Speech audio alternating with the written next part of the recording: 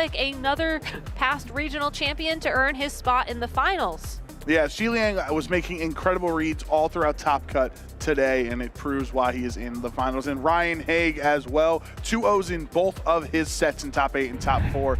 Really fun matchup in that top 4 that we just displayed. But now it's down to Ryan and Shiliang in this spot. They've seen their opponent on stream multiple times at this point. You know what they have available. So let's go over it one more time. Ryan Haig, you can cross out top 32 as your best accomplishment, because right now the worst you can get is a top 2 at Hartford. Yeah, finalist does have a nice ring to it. And his team also borrowing some trends from across the pond in Malmo with that Pelipper Rain core, using an Azumarill instead of a Palafin alongside of a Fluttermane, a Goldengo, and a Mungus, and an Iron Hands. And this team just, I think, a great reflection on sort of the opposite of the Sun team we saw win in Portland.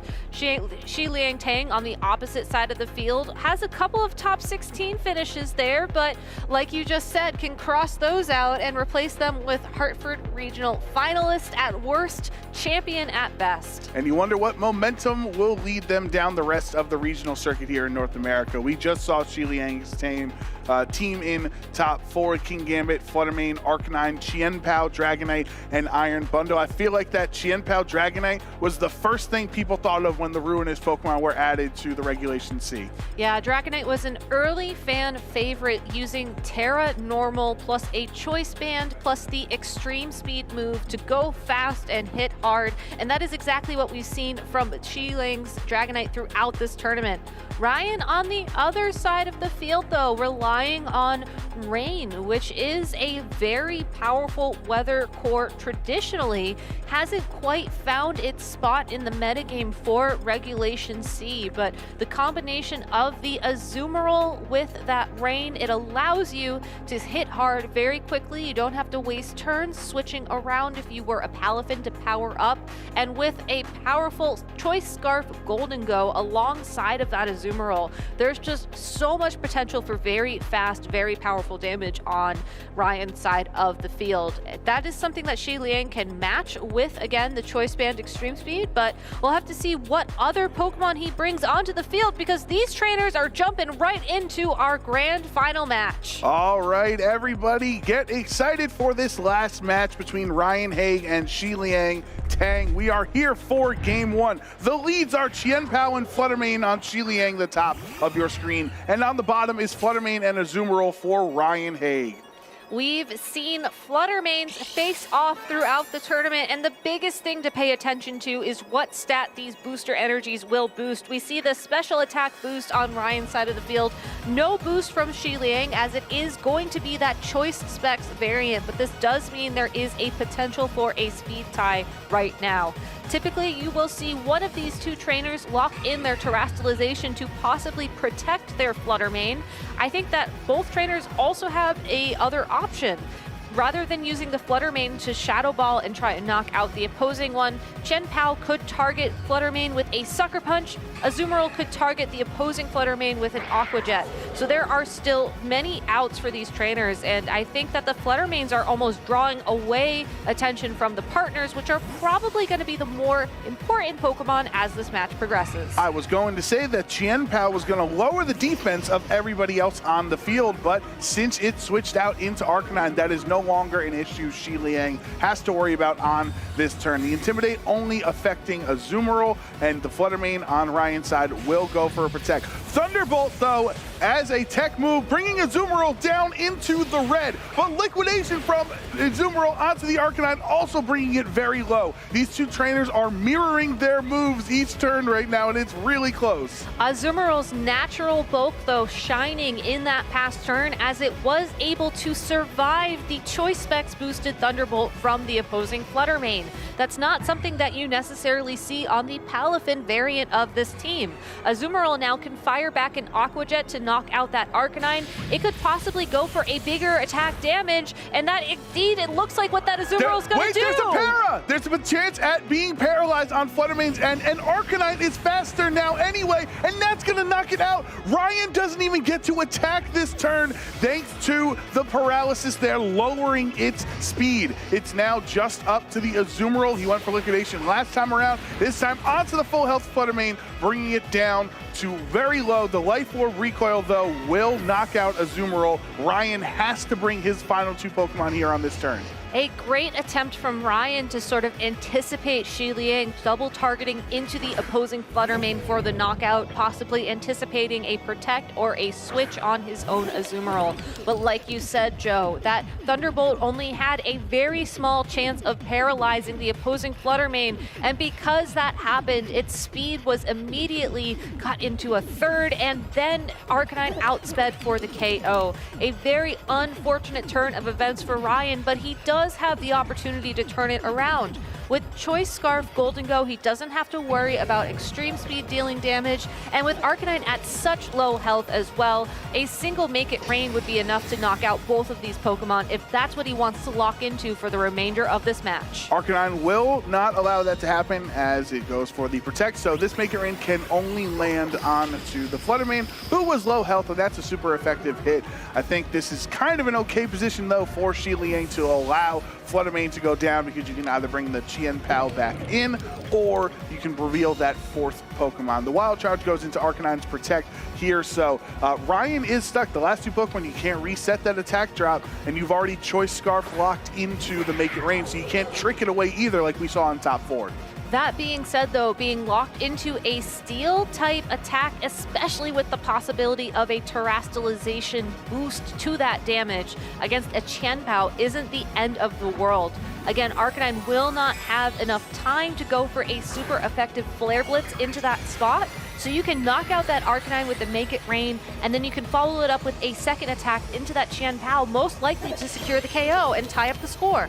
Terra, Steel, Golden Go on Ryan's side, and Chien-Pao is going to Protect to keep its Focus Sash intact. Extreme Speed on the way out for Arcanine, just wants to get a little bit of chip damage before it's KO'd, but this Make It Rain is going to connect and obviously knock it out since its HP is so low, and now Shiliang is forced to reveal that last Pokemon. Will it be the big damage dealer, maybe a physical attacker like Dragonite that really likes being next to Chien-Pao?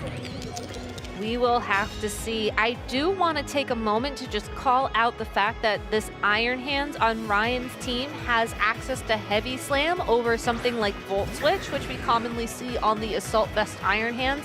Not going to make too much of a difference now, as I think the Iron Hands will probably want to rely on the Drain Punch to restore its health, to knock, as well as knocking out the Chien-Pao moving forwards, but that Dragonite is such a big threat for Ryan.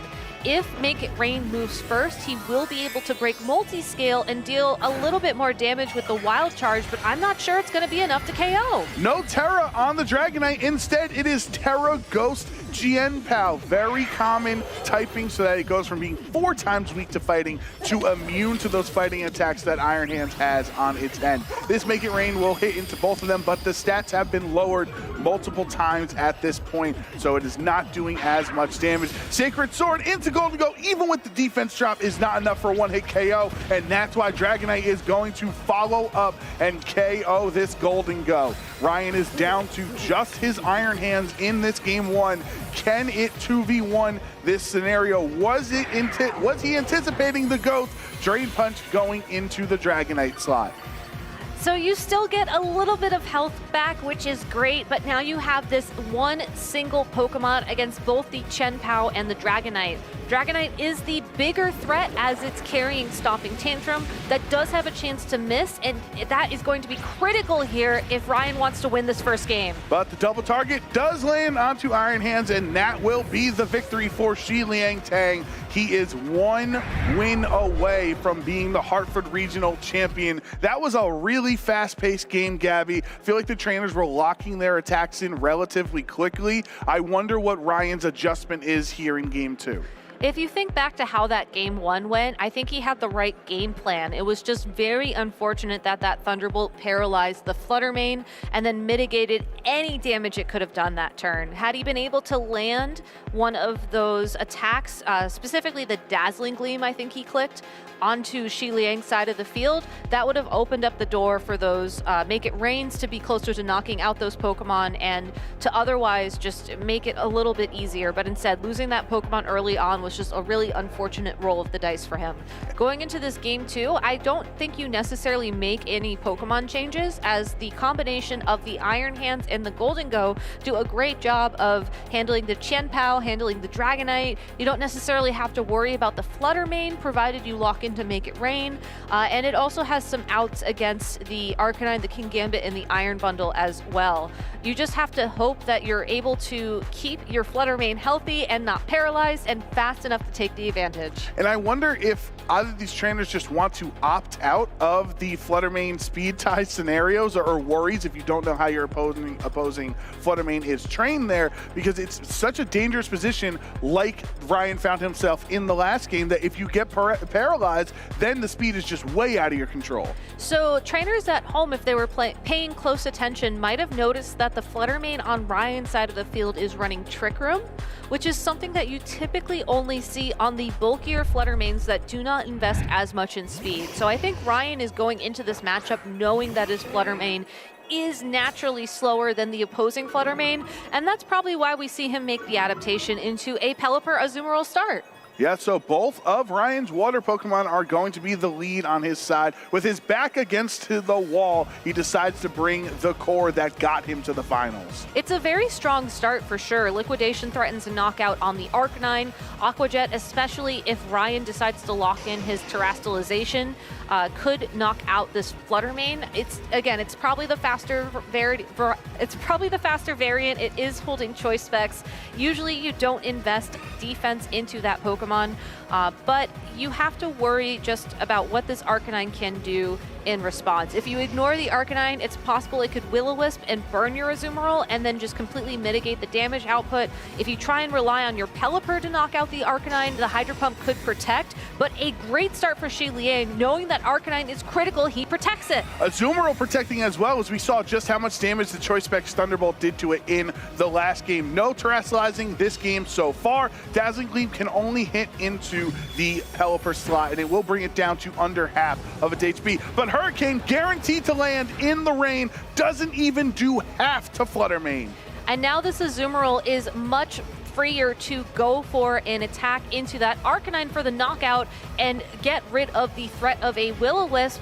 And now Pelipper, knowing that the Flutter Mane locked into a spread move, can block it with Wide Guard. You can't do any damage with Wide Guard, stopping spread attacks. So it essentially allowing Azumarill a 3 protect in front of the Flutter Mane while letting it still attack on the turn. A great decision by him, by his Pelipper there. But Will-O-Wisp is going to land. That definitely hurts Azumarill's damage output on top of already being burned as well. This liquidation, you can make up for it because the rain is up, so you're still boosting your damage by 50% on that liquidation, but without the burn, obviously that would have been a one-hit KO. And unfortunately now too, Pelipper is stuck in a position where you either just continue to Wide Guard for the rest of the match, maybe you try and switch, or you let yourself get knocked out by the Dazzling Gleam so you can get one of your Pokemon in the back onto the field. I don't think you can rely on a Hurricane at this point in time, as Pelipper will be slower, and you can't Protect because you just used Wide Guard. That means Protect will have the opportunity to fail. Golden Go is going to switch into the Pelipper slot there, so if an Extreme Speed went into that slot, is actually exactly what happened. Ghost types are immune to that normal attack. Dazzling Gleam, credit to Shiliang to not just switch out, since you could have been hit by a Wide Guard, but you're going to stay in and get the Azumarill even lower thanks to that Dazzling Gleam. Azumarill has the opportunity to swap out now and drop the Intimidate at least. Azumarill could also decide to stay in and go for an Aqua Jet or a Protect if he doesn't want to take any recoil damage from the Life Orb this turn. Golden Go got onto the field essentially for free there, and we know that Golden Go is going to be faster because of the Choice Scarf, and we saw the damage calcs from Make It Rain in the previous matchup. That should be enough to pick up the double knockout here for Ryan. So Shiliang has the opportunity to think a little bit about which Pokemon he might want to preserve for later, but instead it looks like he's letting them just take this attack. Golden Go looking to make it rain in more ways than one, since you also have the rain setter of Pelipper on the team. Terra Steel with this Choice Scarf, meaning you're going to go extremely fast and hit both of the Pokemon unless Arcanine decides to Protect, which is what Shiliang opts for on this turn. The Aqua Jet does go into the Protect on Arcanine's end, so that was a smart play on Shiliang's side, but the Make It Rain will connect onto Fluttermane, and as a steel attack into that fairy will be enough for the knockout. And now Arcanine can stick around for another turn as well, so Shiliang is not in the position where he has to send out both of his final Pokemon at the same time. It's possible by staggering them like this, he opens the door for maybe a Flare Blitz trying to find its way from that Arcanine into the Golden Go. He could then also consider Extreme Speed into the Azumarill to pick up the KO, and especially now that the defense of all the Pokemon on the field is weakened thanks to the Swords of Ruin ability, it's more likely that knockout will stick. Yeah, that extra turn of burn damage onto Azumarill can definitely be crucial here, since the extreme speed with the defense lowering is enough for the knockout. Azumarill cannot respond with an Aqua Jet to KO with the Arcanine. It is still sticking around, making this Make It Rain a spread attack. Arcanine is a fire type, but it is a Terra Steel boosted Make It Rain from the Golden Go, so that gets the KO, and Chien-Pao is brought down to its Focus Sash. Did get a crit on Arcanine, might feel a little momentum swinging on Ryan's end with that, but that will be the second special attack drop onto this Golden Go. At some point, you might want to switch this Golden Go out before you can get it, but you won't even be able to because now it's been knocked out thanks to the Sacred Sword. Chien-Pao's Focus Sash is crucial on that turn to hang on at 1 HP and retaliate and knock out Golden Go. There was a lot of speculation as we went into Regulation C that Focus Sash was the best item for Chien-Pao, and this is why. It is not a bulky Pokemon, but if you have that Focus Sash active, you can hold on through the big damage, and then you can, Sucker Punch as your final move on the field. It just opens so many doors. I mean, look at how low Pelipper's health is. This Pelipper can be knocked out by a Sucker Punch. This Pelipper could be knocked out by an Extreme Speed. Shiliang does have to be careful about Fake Out on Iron Hands this turn, but if he can double protect or otherwise just ensure he doesn't take damage from a normal type attack perhaps, he can find his way to victory. Terastallizing a 1 HP Pokemon. That is Shiliang's plan here. Terra Ghost on the Chien-Pao. Cannot be hit by the Fake Out as a Ghost type. Pelipper will protect on this turn, and now the Ice Spinner goes into the Pelipper's Protect. No damage there. It's up to the Dragonite and Iron Hands. What did they go for? We obviously see there is no Fake Out. The Outrage is a one-hit KO. Iron Hands is outraged right now, knowing he was not able to handle that hit.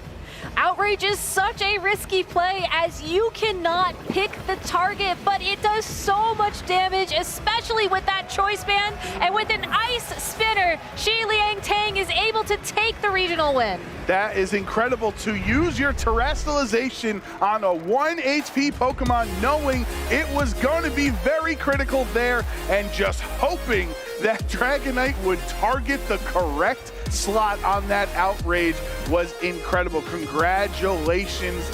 Very, very fun set. That was a 2-0, and there was not a lot of turns overall over the entire set, Gabby. I know, it was a very aggressive finals from both of these trainers, as I think both teams really lend themselves to hyper offense. The Dragonites, the Chien-Pao, the Azumarill, the Fluttermanes. All of these Pokemon are Pokemon that are known in Regulation C for hitting hard and hitting fast. And I think that is why this Regionals Finals was over in a blink of an eye.